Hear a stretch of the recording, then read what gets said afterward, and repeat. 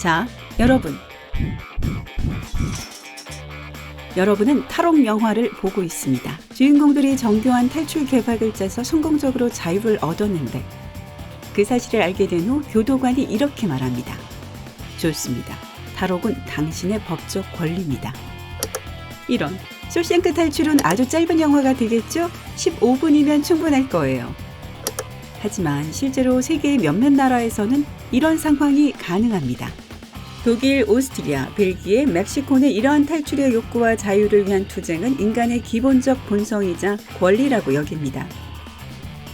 사람들만 그렇게 생각하는 게 아니라 공식적으로 법으로 인정되고 있습니다. 독일에서 이 법은 130년 이상 된 것으로 1880년대부터 독일 제국 시대까지 거슬러 올라갑니다.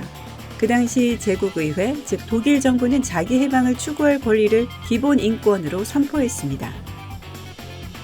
탈옥법을 알고 있던 멕시코인 강도가 실제로 탈출을 시도하는 사건이 2002년에 일어났는데요. 지방대법원 판사는 탈출을 시도하는 사람은 자유를 추구하는 것이고 이는 법률에서 깊이 존중된다고 설명했습니다. 여기서 주목해야 할 중요하고 세부적인 사항은 자유를 추구하는 것과 실제로 자유를 얻는 건 다르다는 겁니다.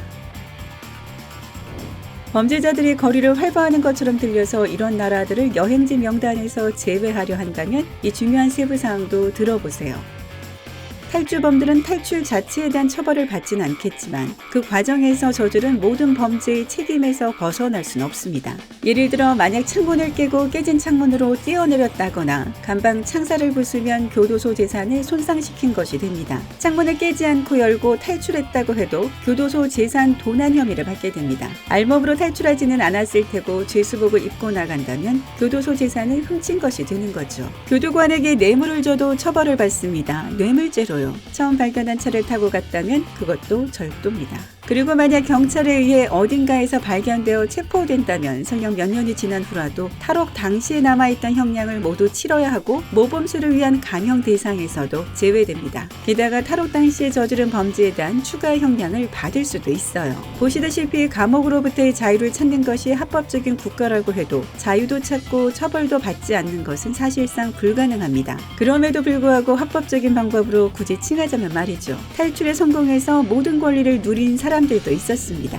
이야기를 한번 들어보세요. 1971년에 미국인 사업가 조엘 카플라는 다른 한 명의 수감자와 함께 멕시코시티의 산타마리아 아카티틀라 감옥에서 탈출했습니다. 이 탈출 계획은 너무나 조직적이고 치밀했습니다. 물론 외부의 도움도 있었고요. 마치 할리우드 영화에서나 나올 법한 일이 실제로 일어났습니다. 여느 날과 같은 저녁 136명의 교도관 대부분은 총을 손에 든 채 영화를 보고 있었는데 벨 헬리콥터가 교도소 마당에 착륙했습니다. 교도관들은 그저 공식 방문자들이 깜짝 시체를 나왔다고 생각했고 따라서 헬리콥터에 대해 아무 조치도 취하지 않았죠. 이 시각 10번 감방에 있는 수감자 2명이 헬기에 올라탄 채로 탈출해 자유를 찾는 데는 채 2분도 걸리지 않았습니다. 수감자가 교도관에게 총을 쏘거나 뇌물을 줄 필요도 없었습니다. 교도소 재산에 피해를 주지 않았고 도주할 차량을 훔치지도 않았습니다. 실제로 헬기는 개인 소유 전용기로 렌트도 리스도 하지 않았으니 임대물의 불법적 사용에도 해당되지 않았습니다. 그러고 나서 합법적으로 구매한 개인 전용기로 바꿔 탔습니다. 텍사스의 미국 국경에 도착했을 때 카플라는 캘리포니아로 여행을 계속했고 다른 탈주자는 과테말라로 갔습니다. 비행 여정은 사전에 계획한 후 미연방 항공국의 승인을 받았습니다. 미국 국경을 넘을 때 카플란과 파일럿은 세관의 실명을 제공했으므로 가짜 신분증을 이용한 범죄도 일어나지 않았고 그들은 완전히 합법적인 방법으로 입국했습니다. 그보다도 귀국 후 카플란은 자신의 탈출이 전적으로 합법이었다고 자랑스럽게 발표했습니다. 사소한 사항까지 모두 처리했고 실수도 없었다고 말입니다. 멕시코 당국이 탈출 중 발생한 범죄를 찾아냈는데요. 공범을 이용했다는 사실이었죠. 카플란이 파일럿을 고용했기 때문입니다. 하지만 이 사업가는 FBI나 멕시코 당국이 그를 다시 기소하려 하지 않았기 때문에 다시 감옥에 갈 필요가 없었습니다. 죄수가 감옥에서 탈출했는데 형량이 증가하지 않은 경우가 최근 멕시코에서 일어났습니다. 마약 밀매로 20년형을 선고받은 한 남자가 가까스로 탈출했습니다. 한 번도 아니고 2번씩이나요. 첫 번째 탈출은 2001년이었고 그가 붙잡혀 다시 감옥에 들어간 것은 13년 후입니다. 두 번째 탈출은 멕시코시티 외곽에 있는 경비가 삼엄한 알티파도 교도소에서 2015년에 발생했습니다. 두 번째 체포된 지 17개월 만에요. 그는 샤워 공간에서 시작되는 1.5km 길이의 터널과 터널 앞 레일 위를 달리는 오토바이까지 갖춘 복잡한 건축물을 설계했습니다. 터널에는 전기까지 설치되어 있었고 이 마약왕은 그 터널을 따라 이동하면서 전구를 계속 부수어 경찰의 추적을 어렵게 했습니다. 그리고 그는 또한 샤워 구역에 들어서기 전에 위치 추적 장치를 뺐고 샤워 지역은 감시가 심한 감옥에서 유일한 사각지대였습니다. 경찰과 멕시코 정부의 많은 노력 덕분에 탈주자는 2달 후에 다시 발견되어 체포되었습니다. 그리고 이 성공적이었던 두 번의 탈출 시도에 대한 형량은 추가되지 않았습니다. 모든 탈옥범들이 처벌을 피한 것은 아니지만 어떤 탈주자들은 그 탈주 방법을 믿을 수 없을 정도로 교모해서 언급하지 않을 수가 없습니다. 첫 번째 경우입니다. 우리나라 얘기인데요. 2012년 9월 12일 50세의 남자가 강도 혐의로 체포됐습니다. 그리고 불과 5일 후에 구치소에서 탈출했죠. 요가 실력을 발휘해서요. 23년간의 요가 수련 덕분에 그 남자는 배식구를 비집고 나올 수 있었는데요. 그가 탈출한 구멍은 높이 15cm, 너비 45cm였습니다. 미끄러지기 쉽도록 피부 연고를 온몸에 발랐습니다. 경비원들이 깊게 잠든 틈을 타 34초 만에 완전히 탈출했죠. 의사들은 성인 남성의 두개골이 보통 그렇게 작은 구멍을 통과할 수 없기 때문에 이 현상을 설명할 수 없었습니다. 머리에서 바람을 뺀 걸까요? 어쨌든 가능했습니다. 6일 후에 다시 체포됐지만 외신으로부터 별명까지 얻었습니다. 한국인 후디니라네요. 그 사건 이후 그는 배식구가 훨씬 더 작은 감방에 갇혔답니다.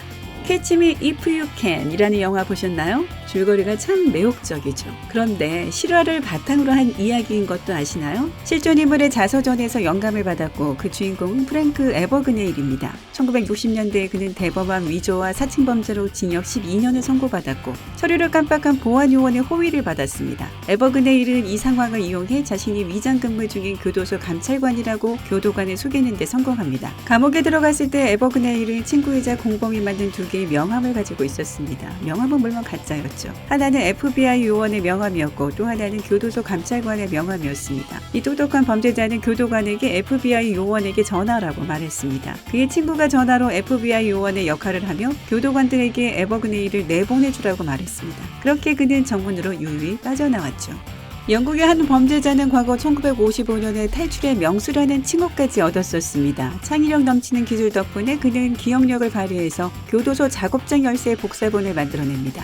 원펀키의 모든 세부사항을 정확히 기억해 열쇠를 복제할 수 있었고 그렇게 탈출했습니다. 하지만 8개월 후에 아일랜드에서 다시 체포됐죠. 런던의 법정에 섰을 때 그는 화장실에 가는 도중 다시 한번 탈출했습니다. 다시 체포되자마자 같은 수법으로 세 번째 탈출을 계획했습니다. 이번엔 목욕탕 열쇠를 복제했죠. 하지만 그가 뛰어난 기술 때문에 사면을 받게 된 건 아니었습니다. 그는 자신의 사건에 관한 법을 연구했고 17번의 법정 출두해서 입장을 피력했습니다.